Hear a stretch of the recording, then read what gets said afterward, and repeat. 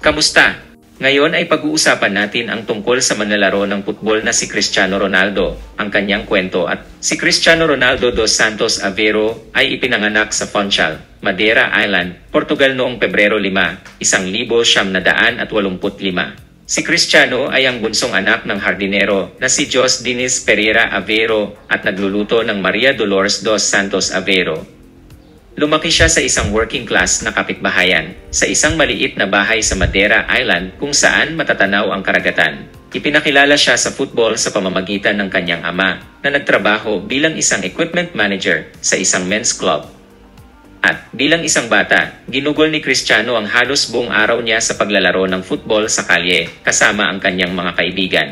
Siya ay nagkaroon ng magandang pagkabata, ngunit ang kanyang pamilya ay naharap sa ilang mga problema sa pananalapi at upang mapanatili ang bahay at pakainin ang mga bata, ang ina ni Cristiano ay nagtrabaho bilang isang tagapagluto at tagapaglinis. Sa edad na 1-0, si Ronaldo ay nakatayo na sa esport at nakita na bilang isang promising phenomenon, talagang ipinakita niya ang kanyang pagmamahal sa football.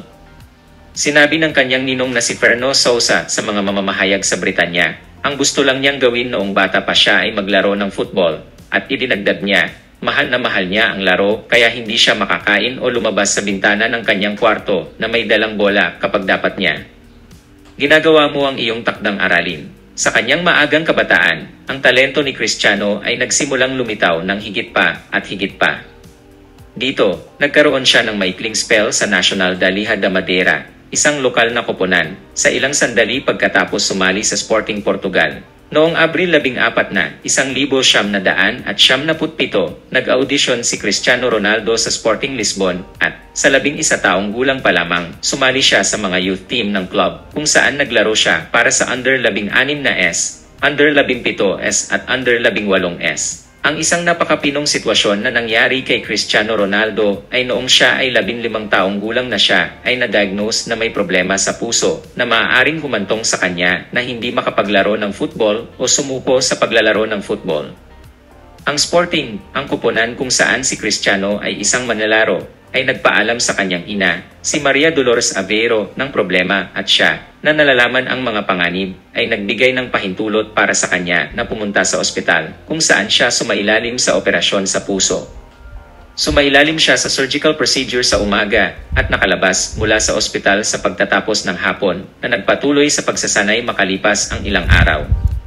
Naging maayos ang lahat at nakatitiyak sila na ipinagpatuloy ni Cristiano ang kanyang karera. Noong 2002, sumali si Ronaldo sa unang koponan ng Sporting. Sa simula, siya ay namumukod tangi na naglaro ng higit sa 30 laro kasama ang koponan at naka-score ng 5 layunin. Noong 2003, noong siya ay 16 na taong gulang pa lamang, binayaran ng Manchester United ang halagang 12 milyong euro, na katumbas ng humigit kumulang US dollars 14 na milyon para kay Cristiano, isang record na halaga para sa isang manlalaro na kasing edad niya. Lumalabas na nakuha ni Cristiano ang atensyon ni Alex Ferguson, noon ay coach ng Manchester United, noong 2003 nang talunin ng Sporting, ang koponan ni Cristiano, ang Manchester United 3, isa sa inaugurasyon ng Alvalade Exex Stadium sa Lisbon. Ang pagganap ni Ronaldo ay humanga pa sa mga manlalaro ng Manchester United na, sa paglipad pabalik sa England, ay humiling kay Sir Alex Ferguson na pirmahan siya bilang kapalit ni David Beckham na pupunta sa Real Madrid. Sa 2004 FA Cup Final, naitala ni Ronaldo ang unang 3 layunin ng Manchester at tinulungan silang manalo ng kampyonato. Nagtakda siya ng record ng goal scoring noong 2008 bago nagbayad ang Real Madrid ng record ng $131 milyon para sa kanyang mga serbisyo sa sumunod na taon. Ang ilan sa mga titulong na panalunan niya sa Manchester United ay FA Cup 2-0-0, 3-2-0-0, 4-2-0-0, 0-7-2-0-0-8, English League Cup 2-0-0-5-2-0-0-6, English Championship 2-0-0-6-2-0-0-7 at 2007 tandang bawas 2008. European Champions League 2-0-0-7-2-0-0-8 at Club World Cup 2008. Sa yugtong ito na ginugol niya sa koponan, dumaan si Cristiano sa ilang mahihirap na yugto sa kanyang buhay, mas partikular noong 2005 nang pumanaw ang kanyang ama dahil sa mga problema sa bato.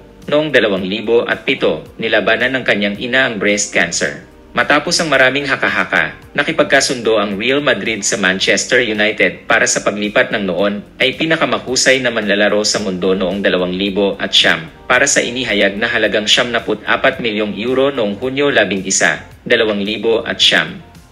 Ang manlalaro kaya naging ang pinakamahal na pag-sign-in ang kasaysayan ng football sa mundo sa ngayon na nalampasan ang halaga ng pagpirma kay Zinedine Zidane din ng Real Madrid. Ilan sa mga titulong na panalunan niya sa Real Madrid ay FIFA Club World Cup 2014 na, 2016 na, 2017, UEFA Champions League 2-0, 1-3, 2-0, 1-4, 2-0, 1-5, 2-0, 1-6, 2-0, 1-6, 2-0, 1-7, 2-0, 1-7, 2-0, 1-7, 2-0, 1-7, 2-0, 1-7, 2-0, 1-8, UEFA Super Cup 2014 na, 2017, Spanish Championship 2-0, 1-2, 0-1-2, 2-0, 1-6, 2-0, 1-7, Copa del Rey 2-0, 1-0, 11, 2-0, 1-3, 2-0, 1-4, at Spanish Super Cup 2012,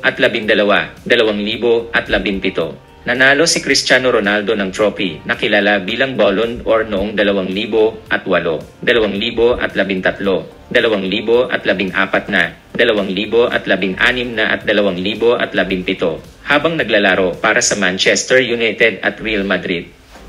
Ang kanyang mga pagtatanghal para sa pambansang koponan ng Portugal, ang Euro Cup noong 2016 na at iba pang mga titulo ay natimbang din sa desisyon na ilagay siya bilang pinakamahusay na manlalaro sa mundo sa mga taong iyon. Ang parangal sa ikatlong pagkakataon sa kanyang karera kasama ang 2014 na FIFA Ballon d'Or, tinalo ang German goalkeeper na si Manuel Neuer at Argentine Lionel Messi. Sinabi ni Cristiano, "Kailangan kong magpasalamat sa lahat ng bumoto sa akin. Sa aking coach, sa aking mga kasamahan sa koponan, sa aking presidente, sa buong pagiging miyembro ng Real Madrid. Ito ay isang hindi malilimutang taon para sa akin, sa isang kolektibo at personal na antas. Tulad ng maiisip mo, ang pagkapanalo ng isang tropeo ng ganitong laki ay kakaiba.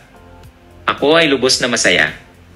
Bibigyan ako nito ng motibasyon na magpatuloy sa paggawa sa parehong paraan na ginagawa ko hanggang ngayon. Subukang manalo ng higit pang mga titulo, kolektibo at individual. Salamat sa aking ina, sa aking anak, sa aking mga kapatid. Sa tatay ko na nandoon sa taas na nanonood sa akin. Sa lahat ng mga taong tumulong sa akin na maging mas mahusay at mas mahusay araw-araw. Sa pambansang koponan ng Portuges, sa lahat ng Portuges lalo na. Ito ay isang hindi malilimutang sandali sa aking karera. Hindi ko akalain na mananalo ako ng bolang ito ng 3 beses. Pero sana hindi ako tumigil doon. Sana mahuli ko si Messi next season. Alam kong hindi ito isang bagay na. Hindi ako natutulog dito, ngunit ito ay isang bagay na may ambisyon ako. Tulad ng sinabi ko ng maraming beses, gusto kong bumaba sa kasaysayan ng football bilang ang pinakamahusay. Araw-araw, gumagawa ako ng paraan sa mga titulo, individual at kolektibo, makakamit ko ito. Salamat sa lahat.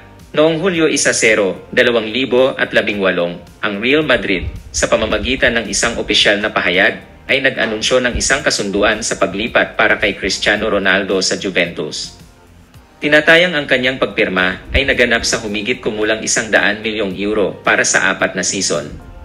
Paglipat sa isang Italian club sa kasaysayan. Ang ilan sa mga titulong na panalunan niya sa Juventus ay Italian Super Cup 2018, Italian Championship 2-0, 1-8, 2-0, 1-9, at Italian Championship 2-0, 1-9, 2-0. Noong Agosto 27, 2021, inihayag ng Manchester United ang pagbabalik ni Cristiano Ronaldo pagkatapos ng 12 taon. Sa kanyang debut noong Setyembre 11, 2021, nai-score ni Cristiano ang unang 2 layunin ng Red Devils sa 4-1 na tagumpay laban sa Newcastle, sa isang laban na valid para sa ika-4 na round ng Premier League. Sa makatuwid, si Cristiano Ronaldo ay nasa mga sumusunod na koponan. Palakasan mula 2,000 at 2 hanggang 2,003.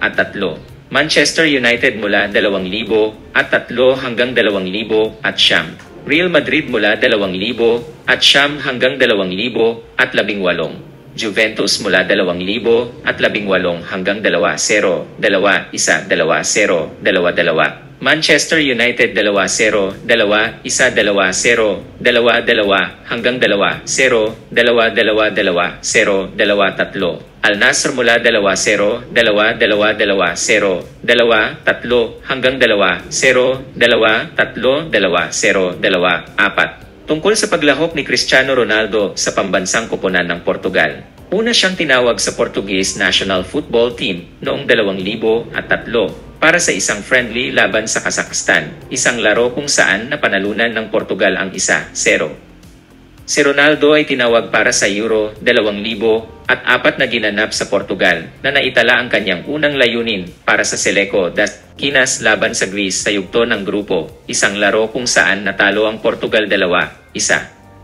Noong taon ding iyon, kinatawan niya ang Portugal sa Olympic Games. Si Cristiano ang naging pinakadakilang national team scorer sa kasaysayan na may 111 na mga layunin na nakapuntos. Sa kanyang personal na buhay, si Cristiano Ronaldo ay nakikipag-date sa modelong Espanyol na si Georgina Rodriguez. Unang nakitang magkasama sa publiko ang mag-asawa noong Nobyembre 2016 na. Sa isang interview kay Piers Morgan, sinabi ni Cristiano, "Balang araw. Hindi, magiging tayo balang araw, sigurado. Pangarap din ito ng nanay ko. So, balang araw." Bakit hindi tungkol sa pagpapakasal kay Georgina Rodriguez? Tungkol pa kay Georgina Rodriguez, sabi niya, "Siya ang nanay ng mga anak ko, and I'm so in love with her, you know. It's great. She's my friend. We talk. I open my heart to her. She opens her heart to me." Malamang ang Morgan interrupts at sinabi, "Ang pinakadakilang pag-ibig ng iyong buhay." Sumagot si Ronaldo, "Exactly. That's what I mean." Noong Hunyo 2017, tinanggap ng mag-asawa ang kambal, isang lalaki at isang babae, sa pamamagitan ng surrogate. Noong Nobyembre 2017, pinalawak ni Rodriguez ang kanyang pamilya sa pagsilang ng isa pang batang babae. Si Cristiano ay nagkaroon na ng isang anak na lalaki, si Cristiano Jr. na ipinanganak noong Hunyo 2010. Tungkol sa yugto ng hindi mabilang na mga tagumpay at tagumpay sa kanyang karera, si Cristiano ay nagsalita ng kaunti sa isang interview for Life Beyond Sport. Siya ay tinanong, "Ikaw ba ay isang tao ng mga pangarap? Mayroon ka bang mga pangarap na hindi pa natutupad?" Siya ay sumagot, "Oo, ako ay isang tao ng mga pangarap, ngunit ako ay karaniwang nangarap na nakadilat ang aking mga mata. Gusto kong sabihin na sa tingin ko lahat ay posible sa buhay. Depende lang yan sa goals mo. At totoo ang nangyari sa buhay ko. Malinaw, ito ay isang panaginip na natupad at masaya ako tungkol dito." Tinanong siya, "May mga layunin pa bang maabot?" At sumagot siya, "Marami pa akong mga layunin na dapat makamit. Manalo ng higit pa at higit pang mga titulo. Patuloy na maging matagumpay hanggat maaari sa aking karera. Manalo ng isang tropeo para sa Portugal, gaya ng ilang beses ko nang sinabi. Sa katunayan, ito ay lubos na magpapasaya sa akin. Ito ay mga normal na pangarap para sa isang binata na nangangarap pa ring maglaro ng football sa loob ng ilang taon." Siya ay tinanong, "Ikaw ba ay isang ganap na atleta? Nakikita mo ba ang iyong sarili na naglalaro ng anumang esport maliban sa football? Nakikita mo ba ang iyong sarili na ibinibigay ang iyong lahat sa ibang esport?" At sumagot siya, "Sa tingin ko, dahil ako ay isang atleta. Hindi lang ako football player, gusto ko rin ang ibang sports. Sa katunayan, sa tingin ko ay hindi ako magkakaroon ng anumang mga problema sa isang esport na nangangailangan ng bilis, tulad ng long jump, ang mataas na pagtalon, ang shot put. Ipinanganak yata ako para maging isang atleta. Naramdaman ko na ito mula pa noong bata pa ako. Sa tingin ko kung wala ako sa football, nasa ibang sport." Sa isang panayam sa SKY Sports, sinabi niya, "On mentality, para sa akin, ang pinakamahalaga ay mentality. Para maging professional ka, tulungan mo ang team, tamang mentality, self-think, positive.